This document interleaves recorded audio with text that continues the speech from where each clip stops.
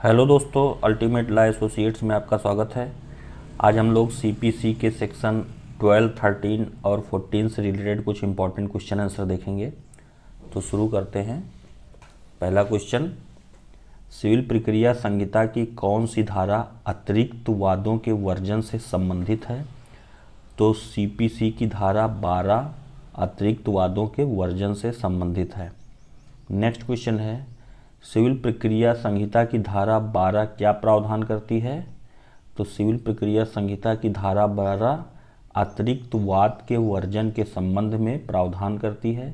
इसके अनुसार जहां वादी किसी विशिष्ट वाद हेतु के संबंध में अतिरिक्त वाद संस्थित करने से नियमों द्वारा प्रवारित है, वहां वह किसी ऐसे न्यायालय में जहां यह संहिता लागू है कोई वाद ऐसे वाद हेतु के संबंध में संस्थित करने का हकदार नहीं होगा।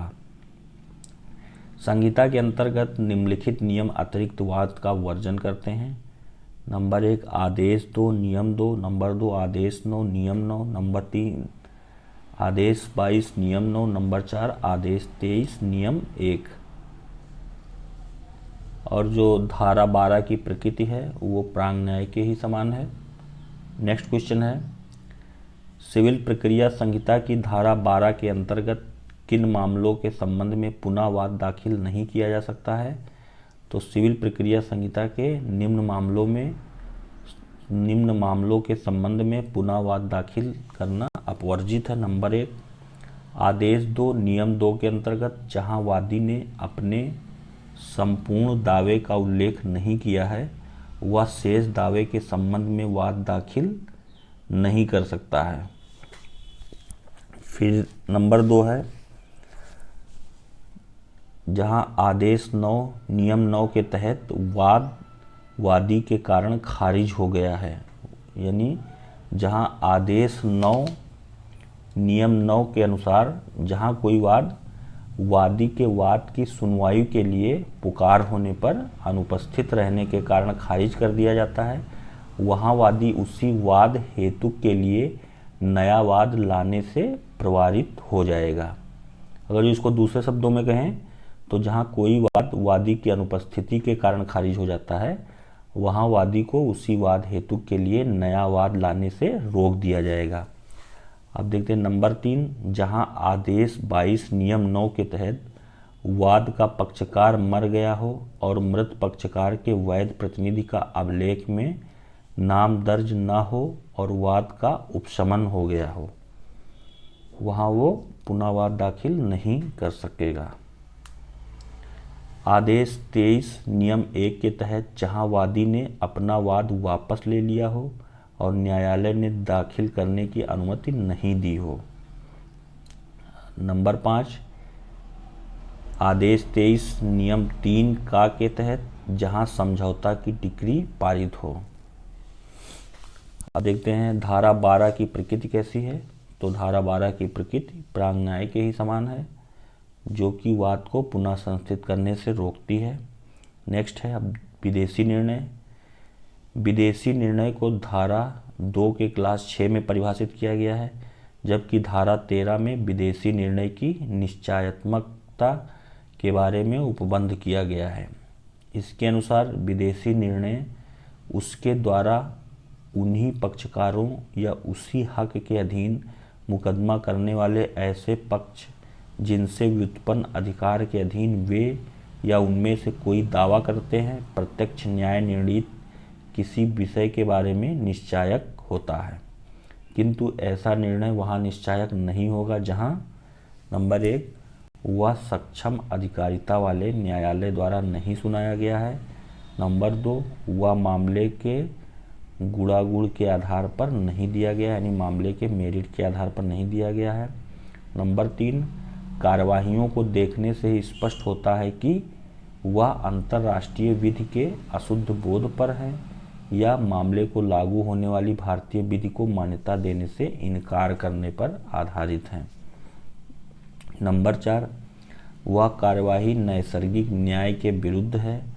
नंबर 5 वह कपट द्वारा प्राप्त किया गया है, और नंबर 6 वह भारत में प्रवृत्त किसी विधि के भंग पर आधारित दावे को ठीक ठहराता है।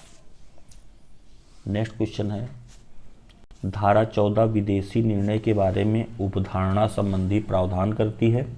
इसके अनुसार विदेशी निर्णय की प्रमाणित प्रति के प्रस्तुत किए जाने पर न्यायालय या उपधारणा करेगा कि ऐसा निर्णय सक्षम अधिकारिता वाले न्यायालय द्वारा सुनाया गया था, किंतु निम्न परिस्थितियों में उपरोक्त उपधारणा नहीं की जाएगी। कौन कौन सी परिस्थितियां हैं? जबकि अभिलेख से इसके विपरीत प्रतीत होता है। नंबर 2, उपधारणा को अधिकारिता का अभाव सिद्ध करके विस्थापित किया गया है। विदेशी निर्णय का प्रवर्तन भारत में 2 प्रकार से किया जा सकता है। नंबर 1, धारा 44 के अधीन निष्पादन कार्यवाही करके। नंबर 2, विदेशी निर्णय से भारत में वाद संस्थित करके। नेक्स्ट क्वेश्चन है, विदेशी निर्णय क्या है? तो सीपीसी की धारा 2 के क्लास 6 के अनुसार विदेशी निर्णय से अभिप्राय विदेशी न्यायालय के निर्णय से है। नेक्स्ट है, विदेशी न्यायालय से क्या अभिप्राय है? तो संहिता की धारा 2(5) के अनुसार विदेशी न्यायालय से अभिप्राय ऐसे न्यायालय से है जो भारत से बाहर स्थित हैं और केंद्रीय सरकार के अधिकार से स्थापित नहीं किया गया है या चालू नहीं रखा गया है, उसे विदेशी निर्णय कहते हैं, विदेशी न्यायालय कहते हैं। नेक्स्ट है, विदेशी निर्णय किन पर बाध्यकारी होता है? तो विदेशी निर्णय वाद के पक्षकारों एवं उसके अधीन दावा करने वाले व्यक्तियों पर ही बाध्यकारी है। नेक्स्ट है, विदेशी निर्णय कब निश्चायक नहीं होंगे? तो सीपीसी की धारा 13 के अनुसार विदेशी निर्णय निम्न मामलों में निश्चायक नहीं होंगे।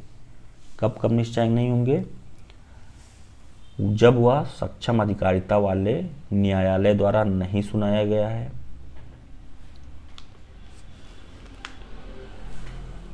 नंबर 2, वह गुण दोष के आधार पर नहीं दिया गया है।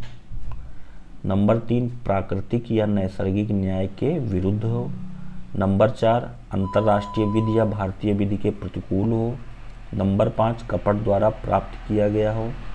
और नंबर 6, भारतीय विधि को भंग करते हुए उसे वैध ठहराता हो। फिर नेक्स्ट है, सिविल प्रक्रिया संहिता में विदेशी न्यायालय के निर्णय के बारे में क्या अवधारणा है? तो सीपीसी की धारा 14 के अनुसार विदेशी निर्णय प्रमाणिक हैं यदि वह सक्षम अधिकारिता वाले न्यायालय द्वारा सुनाया गया है। नेक्स्ट क्वेश्चन है, विदेशी निर्णय का प्रवर्तन भारत में किस प्रकार से किया जाता है?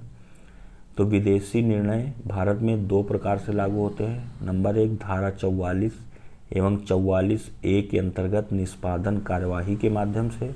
नंबर 2, विदेशी निर्णय पर भारत में वाद संस्थित करके। नेक्स्ट क्वेश्चन है, विदेशी निर्णय पर आधारित वाद भारत में किस समयावधि तक संस्थित कराया जा सकता है? तो इसका आंसर होगा, विदेशी निर्णय के आधार पर कोई वाद भारत में निर्णय की तिथि से 3 वर्ष के भीतर ही संस्थित किया जा सकता है। नेक्स्ट क्वेश्चन है, क्या किसी ऐसे वाद पर जो कि धारा 13 के अंतर्गत निश्चायक नहीं है प्रांगन्याय प्रयोज्य होगा?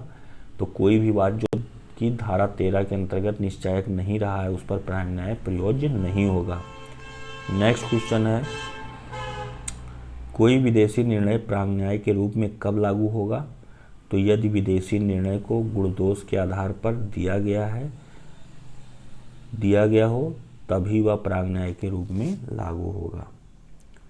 तो ये तो था सीपीसी के सेक्शन 12, 13 और 14 से रिलेटेड कुछ इंपॉर्टेंट क्वेश्चन आंसर। ये काफ़ी इम्पॉर्टेंट हैं आने वाली परीक्षाओं के लिए। तो आज के लिए इतना ही। Thank you.